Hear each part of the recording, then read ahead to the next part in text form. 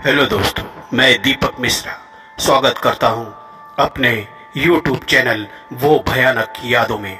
दोस्तों, अगर कहानियां पसंद आ रही हैं तो लाइक, शेयर, कमेंट और सब्सक्राइब अवश्य करें। दोस्तों, हम अंधविश्वास को बढ़ावा नहीं देते।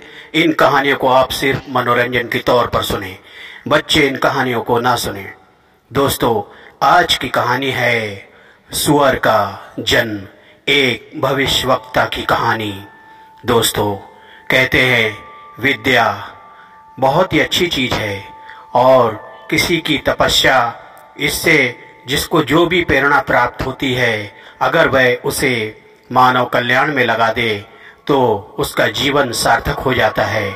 और किसी के लिए भविष्यवाणी करना यह अच्छी बात है, लेकिन कभी कभी भविष्यवाणियां झूठी भी हो जाती हैं और कभी कभी सच। भविष्यवक्ता लोग भविष्य देख के लोगों का वो बताते हैं भविष्य, लेकिन कभी अपने बारे में भी वो सोचते हैं। और अगर सोचते हैं तो सुनिए इस कहानी को। यह कहानी बहुत ही रोचक होने वाली है। दोस्तों, हो सके तो इसे अपने दोस्तों में जरूर शेयर करिएगा। यह कहानी एक सोचनीय कहानी है, विचार करिए और कहानी सुनिए। दोस्तों, एक महान ज्योतिषाचार्य थे। उन्होंने अपने जीवन काल में बहुत सी सिद्धियां की और बहुत बड़े बड़े ग्रंथों का अध्ययन किया। और उन सब ग्रंथों का अध्ययन करने के बाद वह अपने गांव में लोगों का भविष्य बताने लगे। लोगों का तांता लगा रहता था उनके दरवाजे पर।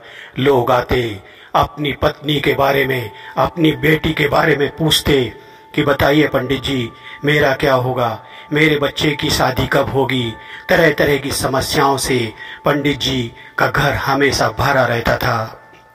और कुछ दिनों तक तो पंडित जी ने अपना कार्य बहुत ही ईमानदारी से किया, लेकिन एक दिन उनकी पत्नी कलह कर बैठी, ये क्या हमेशा आप मजमा लगाए बैठे रहते हैं। जब देखिए लोगों की भीड़ ही लगी रहती है। तब पंडित जी कहते, अरे भाग्यवान, अरे मेरे पास विद्या है। अगर यह विद्या लोगों के कल्याण में, अगर मैं कर रहा हूँ, कल्याण कर रहा हूँ लोगों का इस विद्या से, तो तुझे भला क्या इतराज हो सकता है। आखिर किस दिन काम आएगी ये विद्या मेरी। पत्नी कहती, बस आपको तो करना धरना कुछ नहीं है। आते हैं लोग खाली हाथ और चले जाते हैं, कुछ देते तो है नहीं। अरे भाग्यवान, जिस दिन मैं इस विद्या से लोगों से कुछ मांगने लगूंगा, उस दिन यह विद्या हमेशा के लिए समाप्त हो जाएगी। ऐसा ही कहा था मेरे गुरु ने, इसके लिए ऐसी बातें मत किया कर। और पत्नी मुंह बिचका के चल दी। लेकिन दोस्तों, कहते हैं रोज रोज की बातों से एक दिन पंडित जी अपना आपा खो बैठे और वही कार्य करने लगे जो उनकी पत्नी ने कहा था। उन्होंने इतने बड़े विद्वान होके यह भी नहीं सोचा कि पत्नी जो कह रही है वह ठीक नहीं है। दोस्तों, उसके बाद पंडित जी ने अपने दरवाजे पर एक बोर्ड लगवा दिया कि बिना दक्षिणा दिए यहाँ पर कोई भी अपनी समस्या लेकर ना आए। लेकिन गांव गरीबों का था। लोग आते और पंडित जी धीरे धीरे करके लोगों को धुतकारने लगे। एक दिन एक किसान आया अपनी बेटी की समस्या लेकर। उसने कहा, पंडित जी, मैं बहुत गरीब हूँ पंडित जी, अभी मेरी बिटिया की शादी कब होगी आप बता दीजिए।